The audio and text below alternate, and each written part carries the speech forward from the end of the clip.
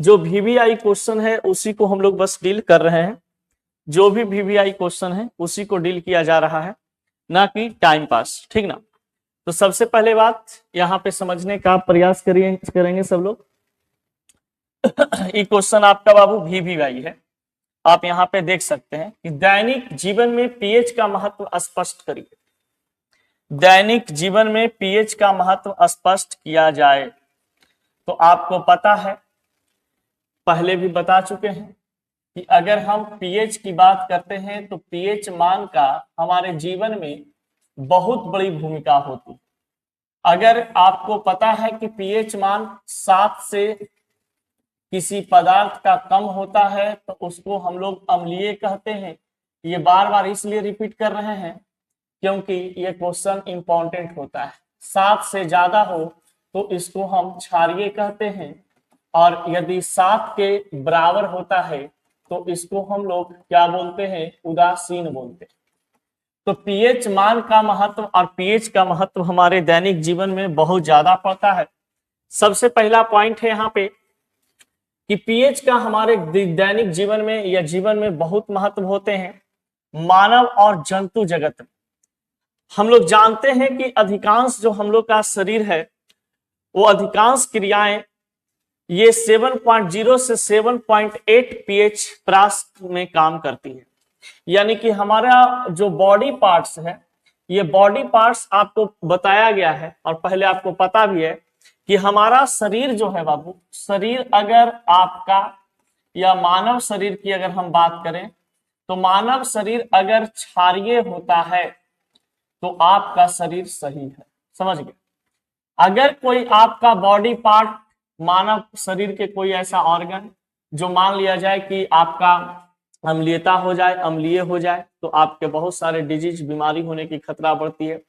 तो जितना आपका शरीर क्षारीय रहेगा उतना ही आपका हेल्थ सही रहेगा। समझ गए। इसलिए क्षारीय पदार्थ को खाना आपके शरीर में जरूरी हो जाता है। आप जानते हैं कि अगर आपके शरीर में क्षारीयता की मात्रा अधिक होती है, क्षारीयता बराबर होता है, क्षारीय गुण जो होते हैं हमारे बॉडी में अगर सही है तो आपका बॉडी के अंदर में किसी भी पार्ट, कोई शरीर का कोई भी पार्ट खराब नहीं होगा या किसी भी प्रकार की समस्या देखने को नहीं मिलेगी। लेकिन कुछ कुछ चीज अम्लीयता बढ़ जाने के कारण देखते होंगे पेट में दर्द हो जाती है। जब हमारे पेट में, अमाशय में अम्ल की मात्रा बढ़ जाती है तो अम्लीयता होने के कारण, पेट में अम्लीयता होने के कारण गैस बन जाती है, और गैस बनने के कारण भिन्न भिन्न प्रकार की बीमारियां और होने लगती हैं, कहीं इधर दर्द कहीं उधर दर्द, ऐसे वैसे। एट द क्वेश्चन पे आते हैं। तो मानव और जंतुओं जगत में पीएच का महत्व होता है। पेड़ पौधों के लिए पीएच का महत्व होता है। पाचन तंत्र के लिए पीएच का महत्व होता है।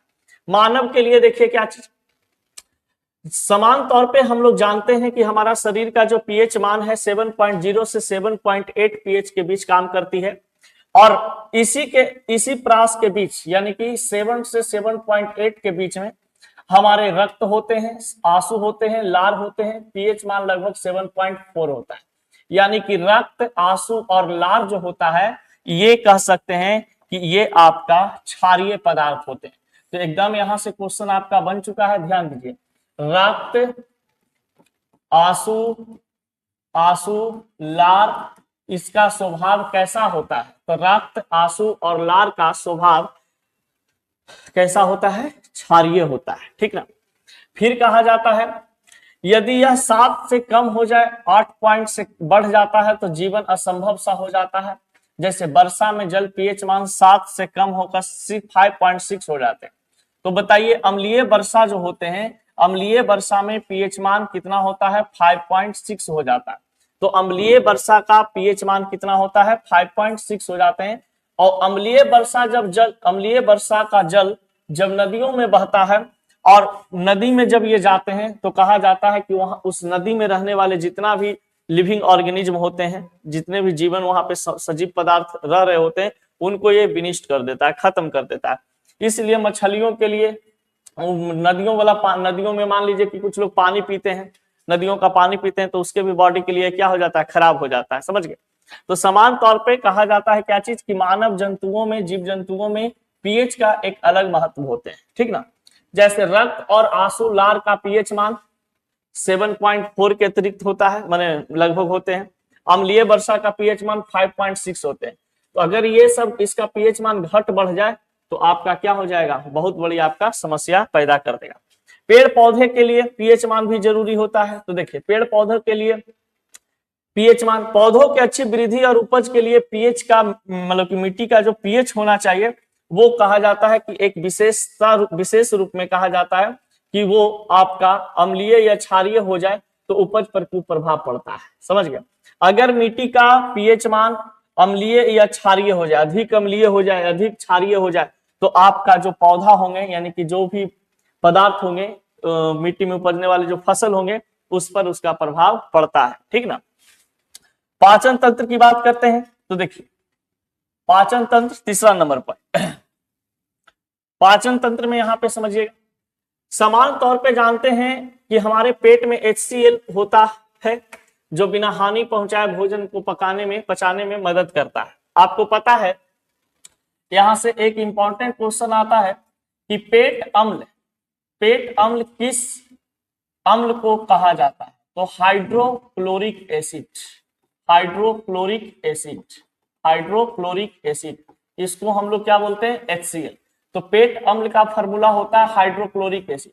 ये हमारे पेट में उपस्थित होते हैं, ये एक प्रकार का अम्ल होता है, ये अमाशय में उपस्थित होते हैं और ये हमारे भोजन को पचाने में मदद करता है।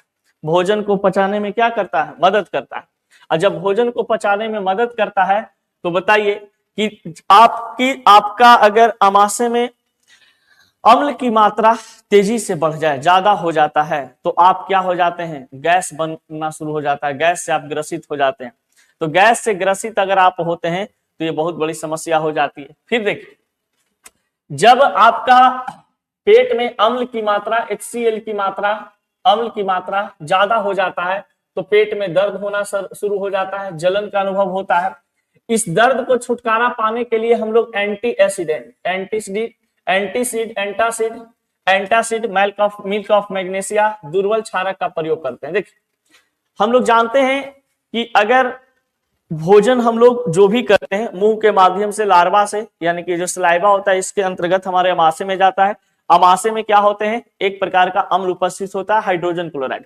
सपोज डेट मान लीजिए कि वो खाना को पचा रहा है, मान लिया जाए कि HCl की मात्रा आपके अमाशय में बढ़ जाए, पेट में बढ़ जाए, तो उसको कम करने के लिए हम क्या करते हैं? अम्ल की मात्रा जो बढ़ा हुआ है उसको कम करने के लिए हम क्षारीय पदार्थ, तो क्षारीय पदार्थ के रूप में क्या चीज? एंटासिड लेते हैं, कोई टैबलेट वगैरह लेते हैं जो भस्म के रूप में होता है, क्षार के रूप में होता है, और अम्ल के साथ भस्म रिएक्ट करता है तो बना देता है क्या चीज? लवण, उदासीन गैस आपका निकलेगा। ढकार मारिएगा तो लगेगा हाँ ठीक है। तो पीएच का महत्व हमारे दैनिक जीवन में भोजन पचने के लिए भी होता है। ठीक ना। अब यहां पे देखिए समान तौर पे बताया गया है कि हमारे मुंह के जो पीएच मान होते हैं 5.6 से कम होने पर क्षय होना शुरू हो जाता है। दांत में कैल्शियम फॉस्फेट्स बने होते हैं जो शरीर के सबसे कठोर पदार्थ है, इस जल में नहीं घुलते हैं। देखिए एक बात, समान तौर पे हम लोग जानते हैं कि दंत क्षय यानी कि सुबह सुबह जब हम लोग अगर आप बासी मुंह होते हैं तो बासी मुंह होने पर आपको पता है कि आपके मुंह में किस प्रकार का अम्ल जमा होता है। ठीक ना। यानी कि बासी मुंह इंसान अगर होता है तो उसका मुंह में एक अम्ल जमा हुआ होता है और वो अम्ल को जैसे ही हम ब्रश पे देखते हुए टूथपेस्ट लगाते हैं, और वो टूथपेस्ट एक प्रकार का क्षारीय गुण होता है, भस्म होता है। ठीक ना। अब वो भस्म से हम लोग क्या करते हैं? मुंह को ऐसे साफ करते हैं तो तुरंत क्या हो जाता है? वो साफ हो जाता है। देखते होंगे काई जितना होगा दांत में लगा हुआ सब सही हो जाते हैं। तो हमारे दांतों को साफ करने में भी पीएच का महत्व होता है। समझ गए। अगर मान लीजिए कि मुंह में अम्लीय कोई पदार्थ ऐसा बना हुआ है, लार वगैरह ऐसा कुछ चीज भोरिया उठते हैं, तो अगर कोई मान लीजिए व्यक्ति को सुबह सुबह उठ रहे हैं उसको एकदम खां से कर दिए हाँ तो बेचारा बड़ी महकता है ना। ये किसी का मुंह गमक रहा है और किसी के सामने आप बोलिए तो वो बर्दाश्त नहीं कर पाता है, यानी कि एक खट्टा खट्टा जैसा महकते रहता है। तो मुंह में कौन सा होता है? अम्ल होता है। और टूथपेस्ट पे टूथब्रश में जो टूथपेस्ट यूज करते हैं वो भस्म हुआ यानी क्षार हुआ। अम्ल को क्षार से विक्रिया कराते हैं तो क्या बना देता है? आपका लवण बनाता है, आपका मुंह साफ हो जाता है। अब यही चीज बोलता है कि जो आपके मुंह में जो मुंह जब बासी मुंह होता है तो उसमें जो एक पदार्थ अम्ल का एक रूप होता है उस अम्ल का पीएच मान कितना होता है। यानी बासी मुंह इंसान जब रहता है तो उसका पीएच मान 5.5 रहता है। बासी मुंह जो आदमी रहता है वो क्या चीज अम्लीय स्वभाव का होता है, वो किसका कितना पीएच मान 5.5 होते हैं। अब देखिए फिर दंतमंजन या क्षारकीय कुछ ऐसे पदार्थ का यूज करते हैं तो वो सही हो जाता है।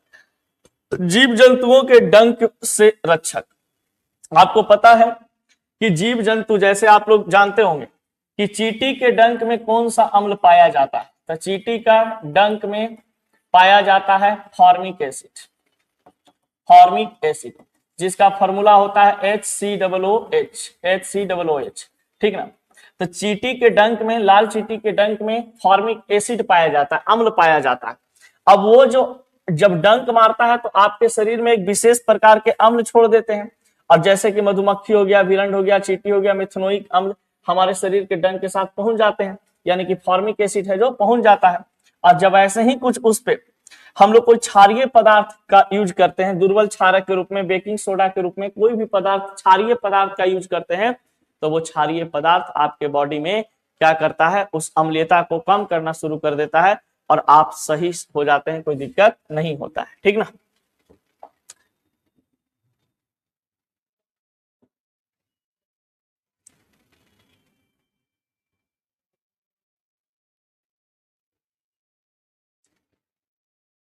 देखिए एक क्वेश्चन ये है, चूना कैसे बनाया जाता है, चूना कैसे बनाया जाता है। आपको पता है कि सामान्य रूप में हम लोग जानते हैं कि चूना का सूत्र क्या होता है, चूना का सूत्र या आणविक सूत्र क्या होते हैं।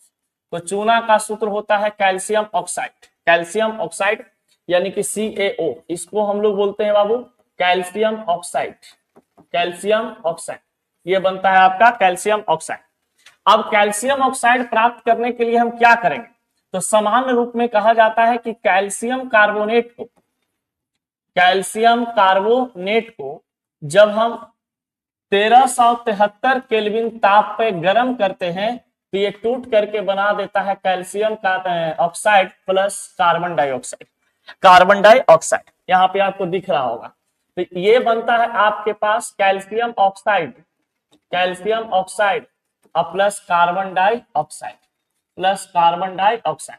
तो बताइए चूना कैसे बनाया जाता है। अब इसका आंसर कितना आसान हो गया, जब कैल्शियम कार्बोनेट को 1373 केल्विन ताप पर गर्म करते हैं तो कैल्शियम ऑक्साइड तथा कार्बन डाइऑक्साइड का निर्माण होता है। इस कैल्शियम ऑक्साइड को हम लोग चूना के नाम से जानते हैं। कोई दिक्कत?